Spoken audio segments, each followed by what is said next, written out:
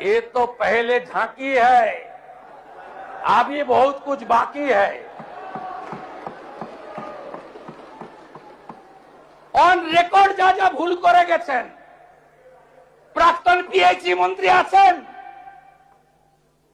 PHE ঠিকাদার কাকদ্বীপের state ব্যাংকের branch থেকে আইপ্যাকের অ্যাকাউন্টে 10 কোটি টাকা ট্রান্সফার করেছে। ছেড়ে দেবো আমি? আপনি ভেবেছেন ছেড়ে দেব? ছেড়ে আমি দেব না। মানুষ এসব করার জন্য আমাদের জিতিয়েছেন।